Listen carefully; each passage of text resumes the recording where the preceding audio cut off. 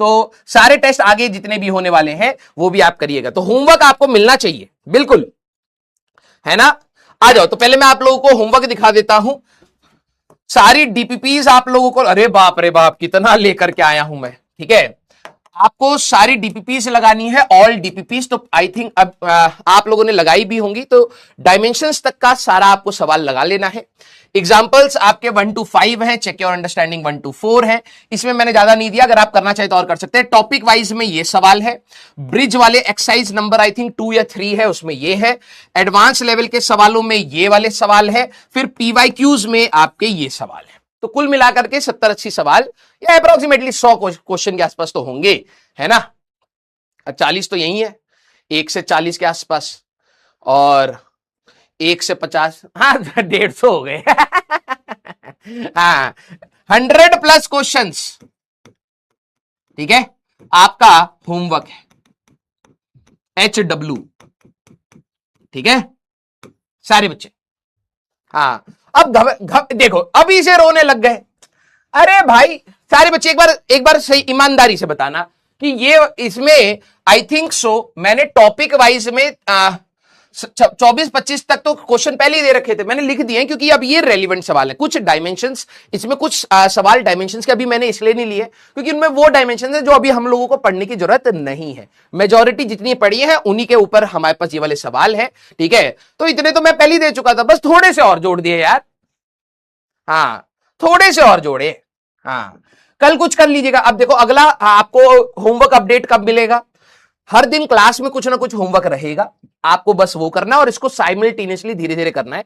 Most probably हम लोग next week, ध्यान सुनना, नेक्स्ट वीक जैसे ही हमारा एरर्स कंप्लीट होगा, एरर्स कंप्लीट हो जाएगा तो होमवर्क मैं आपको फुल दूंगा, फिर से आपको फुल होमवर्क एक और मिलेगा, सो दैट आपके पास मॉड्यूल्स में जितने भी क्वेश्चन हैं आप उनको ट्राई कर सकें।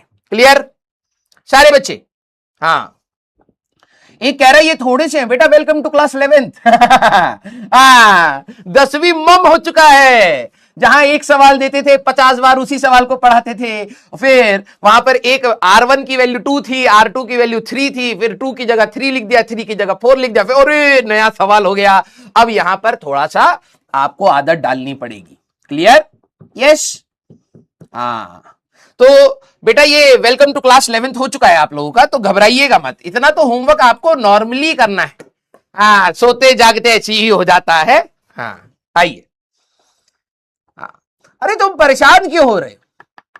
तुम ही लोग तो कहते थे ना सर मैं कहां से करूं, कैसे करूं, मेरे पास तो बहुत एनर्जी है, मैं यहां से एडवांस पढ़ लूंगा। अब होमवर्क दे रहे, अब करो। स्टार्टिंग के 2 हफ्ते मैंने क्या बोला था, चिल पढ़ो भाई। जिस दिन मैं आपको बोलूंगा कि भाई अब होमवर्क आ रहा है तो अब उस दिन अपनी एनर्जी बचाना। यस यही चीज जो बच्चे अब यहां पर एक्सक्यूज बना रहे हैं, यही वो बच्चे होते हैं जब आखिरी में सारा रायता फैला देते ना, वो ये बच्चे होते हैं जो इसको एज ए एक्सक्यूज देखेंगे, अरे इतना सारा होमवर्क कैसे कोई कर सकता है। करा जाता है, करते हुए आए हैं और आगे भी करने वाले कर लेंगे। ठीक है, आपको होमवर्क दिया है, आप लोग चुपचाप अपना टारगेट बनाएंगे। जैसे मान लीजिए 100 क्वेश्चन है, हर दिन 10, 12, 15 सवाल आपको लगाने ही लगाने हैं। ठीक है, तो आप आराम से 1 हफ्ते के अंदर इसको निपटा लेंगे, और क्या है। यस क्लियर, आ जाओ भाई। तो लास्ट क्लास में क्लास वाला होमवर्क हम लोग डिस्कस करते हुए चलेंगे। लास्ट क्लास में होमवर्क ये एक सवाल दिया था और एक सवाल ये दिया था, एक बार इसको डिस्कस कर लेते हैं, जरा देख लेते हैं क्या है हमारे पास। Find the value of gravitational constant in CGS system.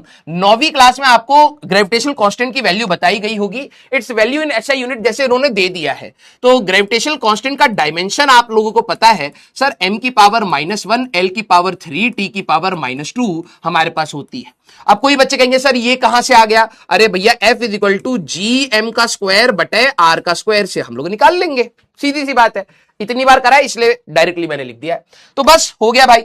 हमारे पास अगर देखें तो 6.6 × 10⁻⁻11, यहां पर जब आप ग्रेविटेशनल कांस्टेंट को कन्वर्ट करोगे तो रहेगा तो ग्रेविटेशनल कांस्टेंट। तो यहां पर मास, लेंथ और टाइम पहले यूनिट का है, -1, l की पावर 3, t की पावर -2, और ये कितना कन्वर्ट होगा हमें नहीं पता। यहां पर मास, लेंथ और टाइम रहेगा सेकंड यूनिट्स का, -1, 3 और -2।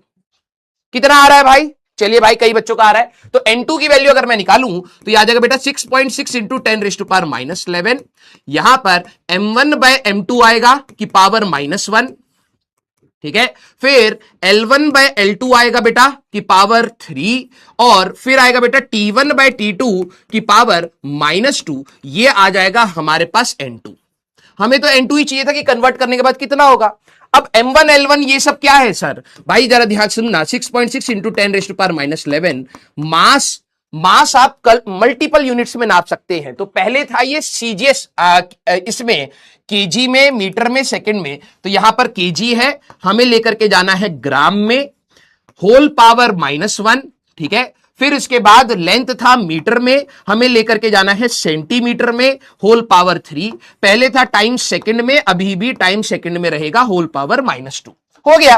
तो 6.6 इंटू 10⁻⁻11 इंटू केजी को ग्राम में रखेंगे। मैं हर स्टेप लिख रहा हूं, 1000 ग्राम बटे ग्राम की पावर -1। फिर इसके बाद आएगा बेटा 100 सेंटीमीटर बटे सेंटीमीटर बटे सेंटीमीटर की पावर 3, और ये तो कट गया हमारे पास। हो गया सवाल बेटा। ये और ये गया, ये और ये गया। यहां पर अगर आप देखें तो ये आएगा 6.6 इंटू 10⁻⁻11, है ना। फिर ये 1/1000 हो जाएगा, यस, इनटू यहां पर 100 का क्यूब हो जाएगा, तो दैट इज 10⁻6।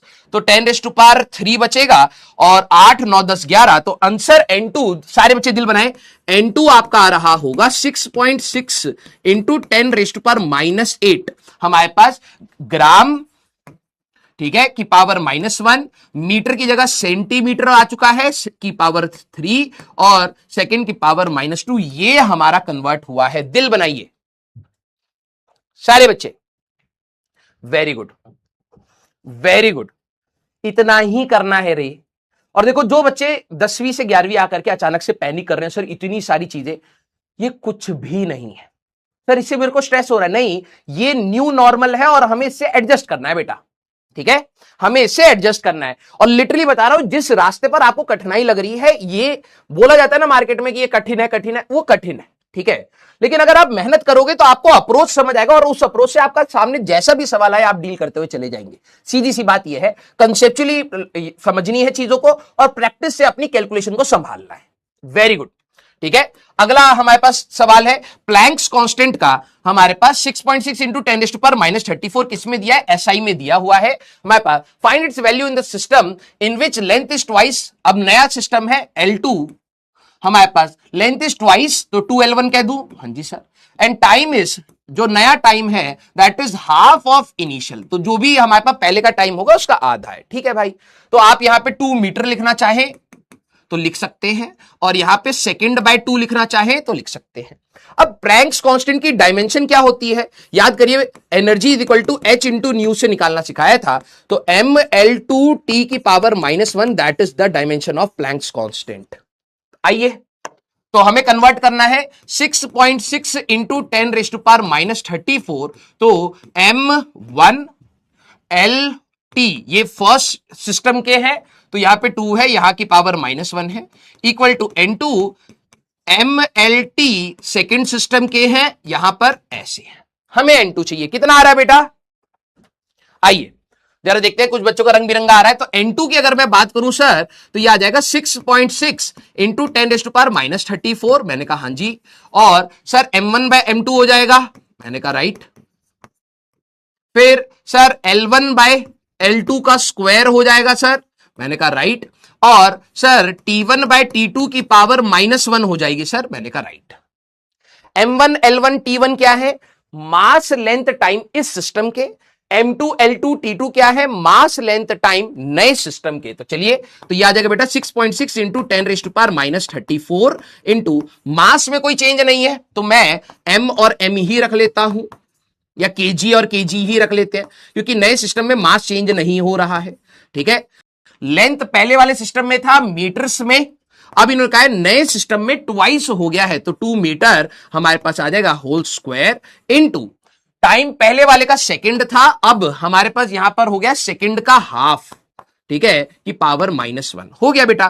केजी से केजी उड़ा दो, मीटर से मीटर, सेकंड से सेकंड 2 ऊपर चला जाएगा, तो 6.6 इंटू 10⁻⁻34 आया। हाँ जी, ये तो 1 हो गया सर, ये 1/4 हो गया।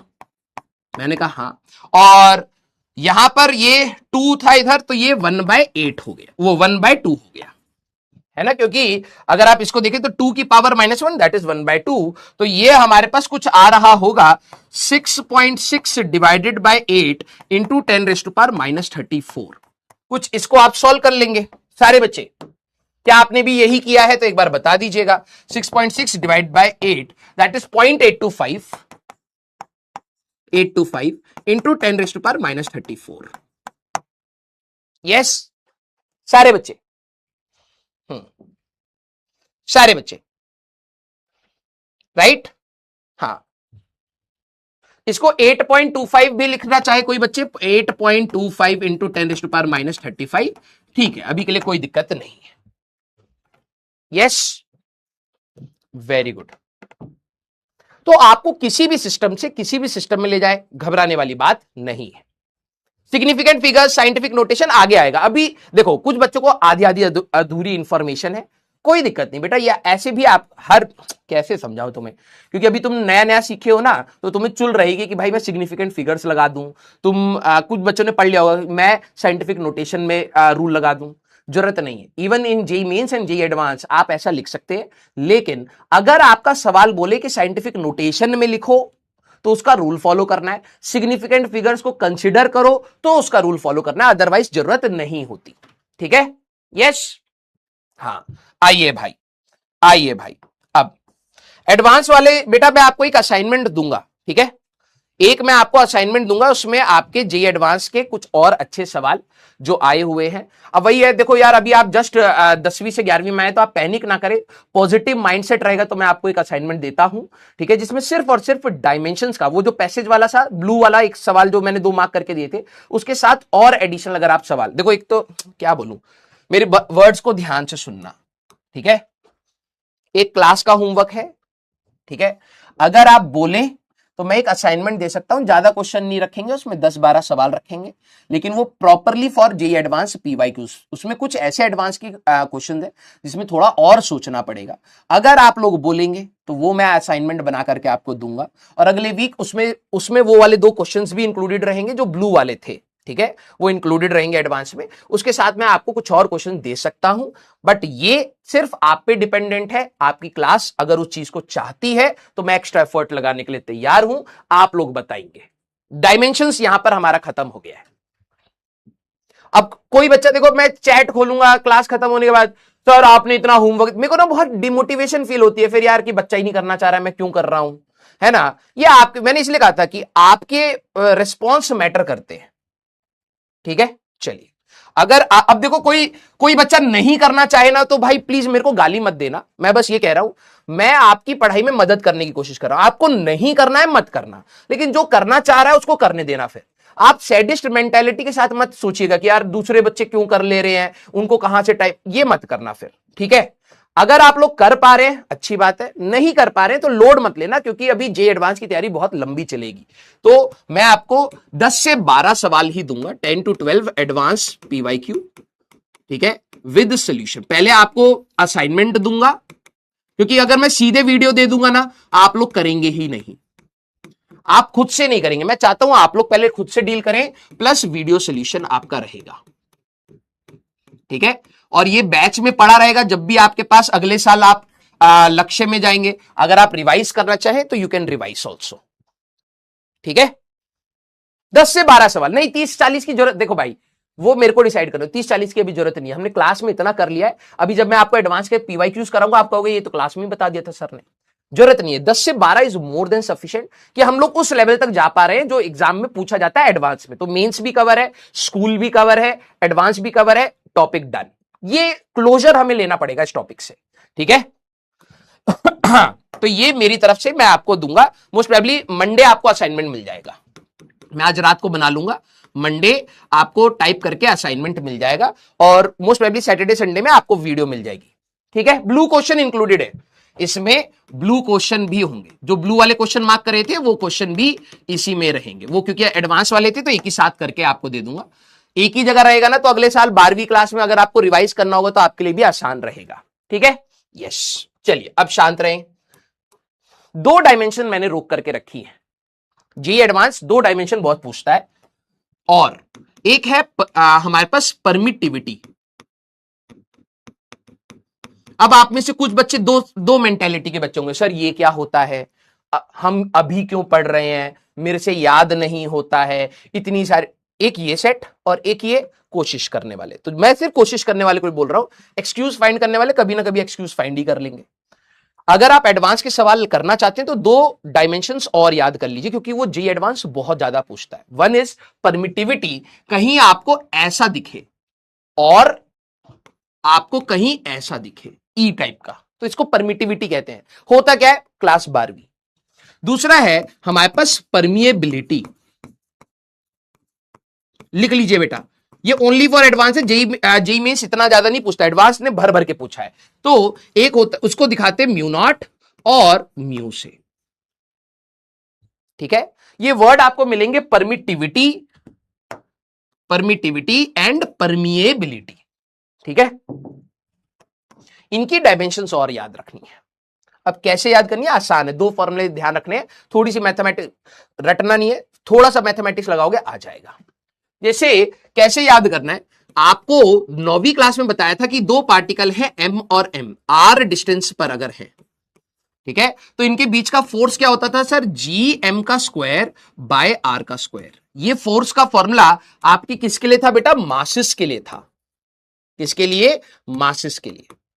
जब आप क्लास 12वीं में जाते हैं तो एक फॉर्मूला आता है कूलम्स लॉ, ये gravitation, Newton's law of gravitation में है हमारे पास, ग्रेविटेशन का फोर्स है न्यूटन्स ने जो दिया था। Another force is called Coulomb's, अगर आपने सुना हो, वो चार्जेस के बीच का होता है। मासेस की जगह पर अगर हमारे पास चार्जेस आ जाएं, ठीक है, जैसे मान लीजिए एक चार्ज है आपका Q और एक चार्ज है आपका Q, R डिस्टेंस की दूरी पर, तो आप लोगों ने कहीं ना कहीं पढ़ा होगा positive positive repel each other, positive negative attract each other. तो वो फोर्स कितना लगाते हैं, वो फॉर्मूला बिल्कुल ऐसा ही दिखता है, F is equal to G की जगह होता है 1/4 पाई एप्सिलॉन नॉट। सर ये होता क्या है, भाड़ में गया, अभी हमें डायमेंशन चाहिए बस। तो G की जगह 1/4 पाई एप्सिलॉन नॉट, मास के स्क्वायर की जगह चार्ज का स्क्वायर होता है और R का स्क्वायर। देखो देखने में बिल्कुल मस्त सा सिमिलर सा है। आप लोगों को पहला फॉर्मूला याद है, मुझे पता है, बस याद यह रखना है, जब ग्रेविटेशनल कांस्टेंट होता है हम ये फॉर्मूला लगाते हैं। परमिटिविटी जब पूछी जाए तो हम लोग मासेस की जगह चार्ज ले लेंगे, तो मास की जगह चार्ज आ जाएगा और G की जगह 1/एप्सिलॉन नॉट बेसिकली ये आ जाएगा। तो यहां से अगर आपको परमिटिविटी की कोई डायमेंशन पूछे तो आप क्या निकालेंगे, sir epsilon not is equal to Q square by 4 pi F R का स्क्वायर, यही लेंगे ना बेटा। हाँ जी सर, तो जरा ये देखना 4 पाई तो कांस्टेंट है, इसकी कोई डायमेंशन होगी क्या, नहीं। चार्ज की डायमेंशन क्या होती है सर, AT का होल स्क्वायर, मैंने कहा बिल्कुल, फोर्स का MLT की पावर -2 इंटू L का स्क्वायर, हो गया बेटा। तो आएगा यहां पर, इसको मैं लिख देता हूं, इसकी डायमेंशन आती है बेटा m की पावर -1। हाँ जी सर, सर L का क्यूब बनेगा, ऊपर जाएगा L की पावर -3, मैंने कहा बिल्कुल। यहां पे टी स्क्वायर बनेगा, ये ऊपर जाएगा, ऐड हो जाएगा T की पावर 4 A का स्क्वायर। ये हुई आपकी परमिटिविटी की डायमेंशन। याद नहीं रखना है, ये याद रखना है कि सर ने बताया था ग्रेविटेशन में Gm²/r² लगते हैं। अगर मैं चार्जेस के लिए बात करूं तो वहां से परमिटिविटी आ जाती है, यही वो परमिटिविटी है। तो फोर्स का पता है, चार्ज का AT पता है, R का डिस्टेंस पता है, तो एप्सिलॉन नॉट निकाल लिया। क्लियर। परमिएबिलिटी कैसे निकालते हैं, तो इसके लिए एक फॉर्मूला देखो, एक फॉर्मूला आपको ये बताया, यहां से एप्सिलॉन नॉट निकलेगा। इसके लिए सर फॉर्मूला कहां से निकालेंगे, जरा देखो, स्पीड, ये 12वीं क्लास में आते हैं ना, तो अभी आपको ये फॉर्मूले नहीं पता होंगे, लेकिन अभी के लिए याद कर लेते हैं, कोई खतरनाक बात नहीं है। स्पीड, ये इलेक्ट्रोमैग्नेटिक वेव में 12वीं क्लास में आता है, स्पीड इज इक्वल टू 1/√में म्यू नॉट एप्सिलॉन नॉट, ये फॉर्मूला होता है, इतना याद कर लो। अब कई बार जेई एडवांस ने पूछा है, बताओ 1/म्यू नॉट एप्सिलॉन नॉट की डायमेंशन क्या है। अब बच्चे भाई सब म्यू नॉट अलग निकाल रहे हैं, एप्सिलॉन नॉट अलग निकाल रहे हैं। अरे भाई इसका स्क्वायर करोगे, और ये एडवांस में पूछा है, कई बच्चे लेंदी में चले जाते हैं। LT माइनस 1 का स्क्वायर है, दैट इज L2 T की पावर -2, खत्म। ये कई बार पूछा है कि इसकी डायमेंशन बता दो, तो ऐसा नहीं इसको अलग अलग फॉर्मूले से निकाल रहा है, ये फॉर्मूला हमारे पास है। स्क्वायर करोगे तो स्पीड का स्क्वायर होता है म्यू नॉट एप्सिलॉन नॉट, तो हम लोगों ने निकाल लिया। अब इसी को यूज कर लेना बेटा, इसको निकालने के लिए आपको फॉर्मूला मैं बता रहा हूं, स्पीड दैट इज 1/√, में म्यू नॉट एप्सिलॉन नॉट होता है। तो अब आपको डिराइव करने की जरूरत नहीं है, स्पीड का पता है, एप्सिलॉन नॉट का पता है, म्यू नॉट का आप यहां से निकाल सकते हैं। क्लियर हुई बात सारे बच्चे? 2 दिन पेशेंटली इसको रिवाइज करोगे, डेफिनेटली बता रहा हूं याद हो जाएगा सारे बच्चे।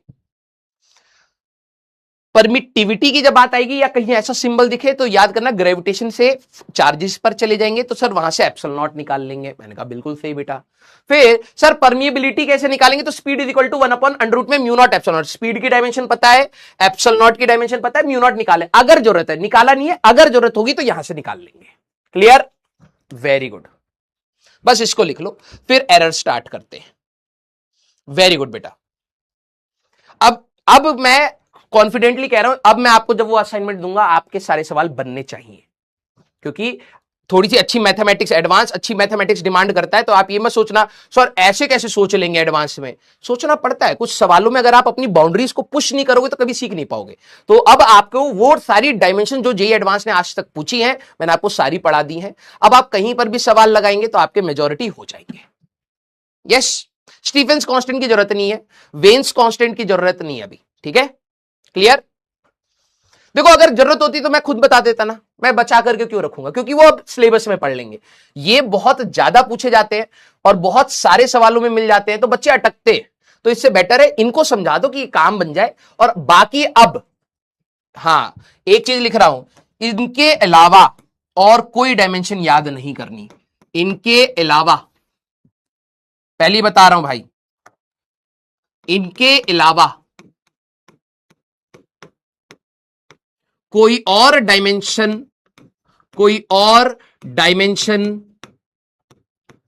याद नहीं करनी,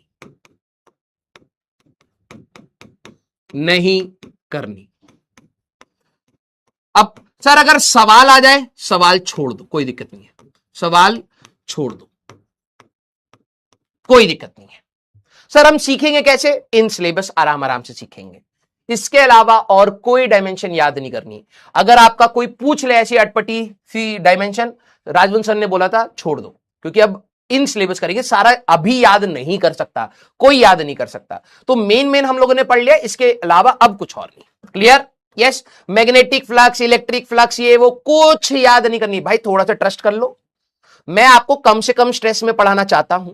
अगर मैं चाहूं तो अभी लिस्ट दे सकता हूं, मेरे को सारे फॉर्मूले याद हैं भाई, लेकिन मैं आपको बता रहा हूं ना, आपका काम इससे बहुत अच्छा चल जाएगा। आप ट्रस्ट फैक्टर रखना कि राजवंश सर ने कहा इसके अलावा कोई भी सवाल आए छोड़ देंगे, क्योंकि अब इतने में ही हमारा ग्रोथ काफी। अब हमें इसके ऊपर सवाल सीखने हैं, हमें डायमेंशन नहीं रटनी। जब 12वीं क्लास में आप बाद जब जेईई मेंस और एडवांस में जाएंगे, तब तक आपको डायमेंशंस याद हो जाएंगी, टेंशन मत लीजिए। सारे फॉर्मूले, एंगुलर फ्रीक्वेंसी क्या है, एंगुलर मोमेंट, सब पता होगा, कुछ दिक्कत नहीं आएगी। क्लियर? यस, कम से कम स्ट्रेस में हमें ये चीज करनी है। अब मैं फिर से आपकी यहां पर चोच रोकूंगा। अब सारे बच्चे अपनी नोटबुक में, ठीक है, एडवांस के लिए एक अलग कॉपी बना लीजिएगा, जिसमें हम सिर्फ एडवांस के क्वेश्चन दें, क्योंकि जब आपका जेईई मेंस होगा ना अगले साल, अगले से अगले साल जब आप जेईई मेंस में जाएंगे, तो आपकी ये कॉपी, मैं लिटरली बता रहा हूं, अगर आपने कॉपी अच्छे से करी है, आपको इसके अलावा किसी की जरूरत नहीं पड़ेगी, कोई एक्स्ट्रा चीज की जरूरत नहीं पड़ेगी। एडवांस का जो भी मैं आपको असाइनमेंट देता चलूंगा थ्रू आउट दिस सिलेबस, ठीक है, तो उसमें आपको क्या करना है, उसकी एक अलग कॉपी रखना, फिजिक्स एडवांस, ठीक है। जितने भी चैप्टर से रिलेटेड सवाल कराए जा रहे हैं, सर क्लास में जो कराए हैं कॉपी में रहने दो, अलग वाले जो भी आपके सवाल होंगे वो सारे के सारे वहां पर आप खुद से ट्राई करना, प्रैक्टिस करना, लिखना, ठीक है। वो आपको पता है कब काम आएगी, जब आप अपने सीबीएसई के बोर्ड या स्टेट बोर्ड देकर के निकलोगे, 1-1.5 महीना रहता है ये वाला अप्रैल टाइम में। अभी जेईई के बच्चे एडवांस की तैयारी कर रहे हैं, तो उनको ऐसा रहता है यार अब कहां से रिवाइज करें अपने, हमने तो कहीं रफ में कर दिया, इधर कर दिया, उधर कर दिया। आपके पास सारे एडवांस के सवाल एक जगह पर होंगे, एटलीस्ट आप उनको तो रिवाइज कर लेंगे, प्लस एडिशनल वरुण में जब आपको क्वेश्चंस मिलेंगे तो आप वरुण में और सवाल मिल जाएंगे, है ना। तो बिल्कुल स्टेट ऑफ माइंड क्लियर रखना है। अब हेडिंग डालिए, अब मजेदार नेक्स्ट पार्ट पर चलेंगे, दैट इज एरर्स। हेडिंग डाल लीजिए, जेई एडवांस में units and dimension and errors का बहुत अच्छा खासा वेटेज है। बड़े बड़े चैप्टर वो छोड़ देते हैं, लेकिन इनको नहीं छोड़ते। तो आप इसको बहुत सटीक और आराम से करिएगा, समझाते हुए मैं चलूंगा। अब सेंसिबल बच्चों, मैंने चैट क्यों बंद करी है, क्योंकि आप मेरे को ध्यान से सुने। इसमें कुछ हिस्सा, कुछ रीजंस, कुछ बच्चे बोलेंगे सर ये कैसे आया, वो कैसे आया, कुछ रीजंस, नेक्स्ट चैप्टर, कुछ रीजंस आपके डिफरेंशिएशन में क्लियर हो जाएंगे, डिफरेंशिएशन में क्लियर होंगे,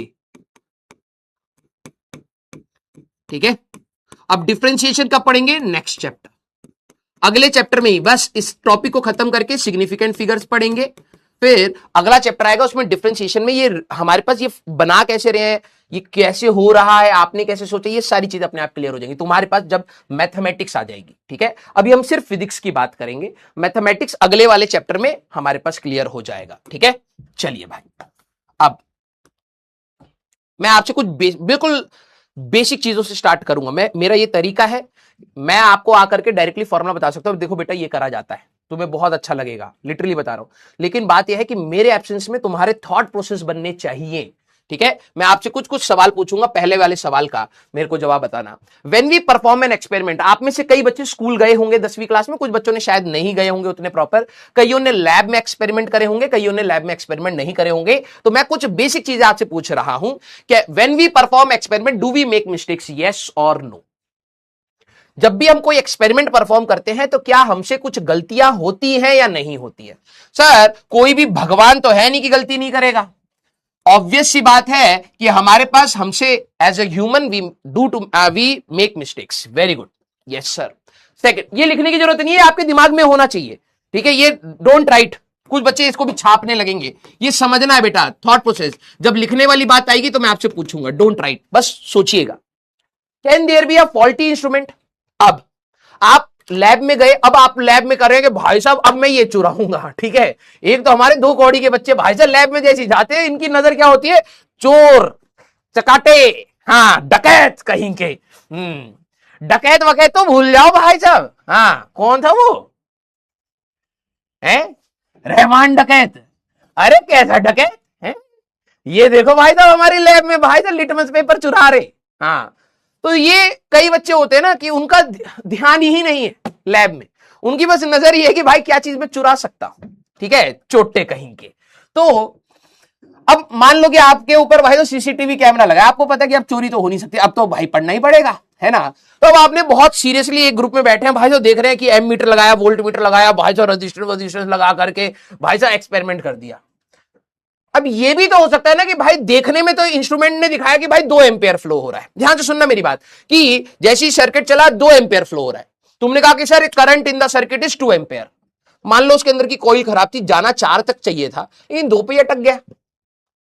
तो आपको देख करके तो पता ही नहीं चला कि भाई इंस्ट्रूमेंट खराब है इसलिए मेरा एक्सपेरिमेंट खराब हो गया। तो मेरा सवाल यह है, can there be a faulty instrument which appears to be accurate, yes और नो। सारे बच्चे, क्या ऐसा हो सकता है कि आप मान लो बाइक चला रहे हो, अब बाइक का स्पीडोमीटर आपको दिखा रहा है 40 का, हो सकता है भाई उसके अंदर की स्प्रिंग विंग कुछ खराब हो गई हो, या कुछ डिवाइस में, कुछ इलेक्ट्रॉनिक डिवाइस है कुछ खराब रीड कर रहा हो, आपको 40 दिखा रहा है लेकिन आप 50 पर चल रहे थे, यस, आपका चालान कट गया। हो सकता है ना, क्योंकि आप इंस्ट्रूमेंट को हमेशा थोड़ा ना चेक करते रहोगे कि अच्छा अब रीडिंग सही आई है या नहीं, अब रीडिंग सही आई है नहीं। तो ऐसा हो सकता है, can there be a faulty instrument which appears to be accurate, yes और नो, वेरी गुड सर।